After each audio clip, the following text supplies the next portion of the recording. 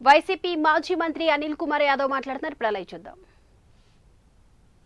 అణిచివేస్తే గానీ ఆ చిత్తూరు జిల్లాలో, ఎందుకంటే చంద్రబాబు నాయుడు గారికి ఎంత ఉనికున్నా చిత్తూరు జిల్లాకు వచ్చే తలకే వాళ్ళు జగన్మోహన్ రెడ్డి గారికి ఉన్న అండగా వల్ల కావచ్చు, దానివల్ల ఏదో రకంగా అణిచివేయాలని సంబంధం లేని వ్యక్తులందరినీ కూడా ఏదో రకంగా, ఎందుకంటే ఆయన లిక్కర్కి సంబంధించి వాళ్ళ ఆయన మంత్రి కాదు, ఆయన ఎంపీ,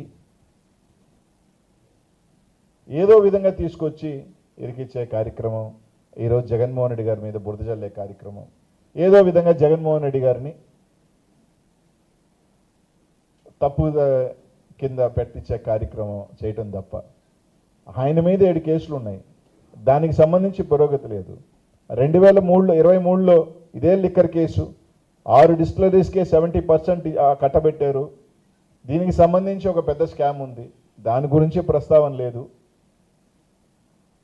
ఏమీ లేదు, ఎక్కడ ఆధారాలు లేవు, ఎక్కడికి సంబంధించి ట్రాన్సాక్షన్స్ క్లారిటీ లేదు. ఏమన్నా ఎలక్షన్స్ ఖర్చు పెట్టేశారంట. సింపుల్, అయిపోయినాయి కదా ఎలక్షన్స్, ఏదైనా డబ్బులు ఏంటంటే ఎలక్షన్స్ ఖర్చు పెట్టేశారు. అంటే ఆధారాలు లేకుండా ఒక వేగ్ అలిగేషన్స్ ఈ రాష్ట్రంలో. ఒకటైతే చెప్తా ఉన్నాం, ఈరోజు మీరు ఎన్ని అరాచకాలు చేసినా, ఎన్ని కేసులు చేసినా వైఎస్ఆర్ కాంగ్రెస్ పార్టీ ఇంకా బలంగా వస్తుంది. జగన్మోహన్ రెడ్డి గారు ఇంకా ధైర్యంగా, కార్యకర్తలు అందరూ కూడా ఇంకా రెట్టింపుతో, ఇంకా లోపల ఉన్న కార్యకర్తలు అందరూ కూడా ఇంకా బయటికి తీసుకొస్తున్నారు. మీరు ఇంకా బలంగా వస్తాం. తప్పకుండా ఈ కక్ష రాజకీయాలు, ఒకటైతే చెప్తా ఉన్నాం, ఈరోజు పోలీస్ యంత్రాంగం అంతా కూడా ఆలోచన చేస్తూ ఉన్నారు. అధికారం శాశ్వతం కాదు, రేపు వాళ్ళు వస్తారు.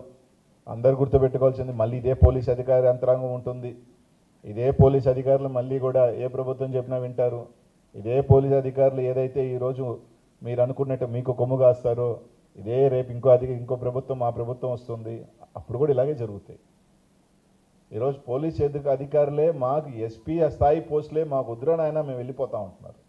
మమ్మల్ని రిలీవ్ చేయండి జిల్లాలో నుంచి, మేము కావాలంటే లూప్ లైన్లోకి వెళ్ళిపోతాం, ఎవరైనా ఎస్పీ పోస్ట్ కంటే మేము వస్తాం అని చెప్తారు. అట్లాంటిది మాకు పోస్టింగే వద్దు, మేము లూప్ లైన్లోకి వెళ్తామని ఎస్పీలు ఉన్నారంటే ఎంత దారుణాలు జరుగుతున్నాయన్నది ప్రజలు కూడా అర్థం చేసుకోవాలి. ఒకటైతే చెప్తాం, చంద్రబాబు నాయుడు గారికి అంత సీనియరు, 40-50 సంవత్సరాలు రాజకీయాల్లో ఉన్నాడు. ఆయనకి తెలిసి ఉండాల, అధికారం ఎప్పుడూ శాశ్వతం కాదు, ఇది ఒక చక్రం. ఈరోజు నువ్వు ఉన్నావు, మొన్న మేమున్నాం, రేపు మళ్ళీ మేము వస్తాం. ఇచ్చినప్పుడు ఖచ్చితంగా అంతకంత ఉంటుంది. రాజకీయాలు మీరు మంచి చేయాలి, కానీ కక్ష చేసే రాజకీయాలు నిన్న జగన్ అని చెప్పినట్టు ఎవరి చేతుల్లో ఉండరు.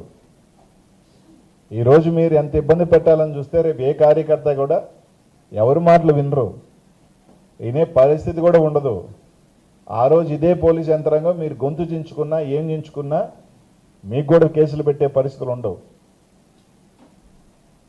కాబట్టి ఈరోజు కక్ష రాజకీయాల వల్ల తాత్కాలికంగా మీరు సునకానందమో, లేదు అంటే సైకోనో, లేదంటే ఏదైనా మీరు పొందొచ్చేమో, కానీ ఒక 40 రోజులు లేకపోతే 30 రోజులు మా నాయకుల్ని, మా కార్యకర్తల్ని జైల్లో పెట్టొచ్చేమో, కానీ అంతమించి వైఎస్ఆర్ కాంగ్రెస్ పార్టీ నాయకులు కానీ కార్యకర్తల్లో కానీ ఎక్కడా కూడా నిరుత్సాహం తింపలేరు.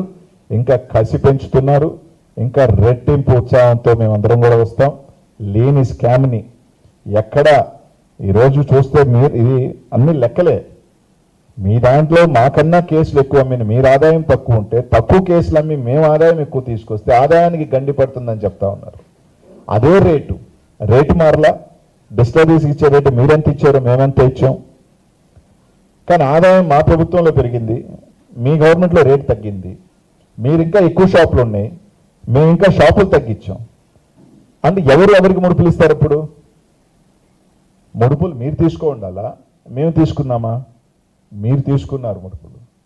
దానికి సంబంధించి కేసుని తొక్కి పారేసి దీన్ని ఒకటి తీసుకొచ్చారు.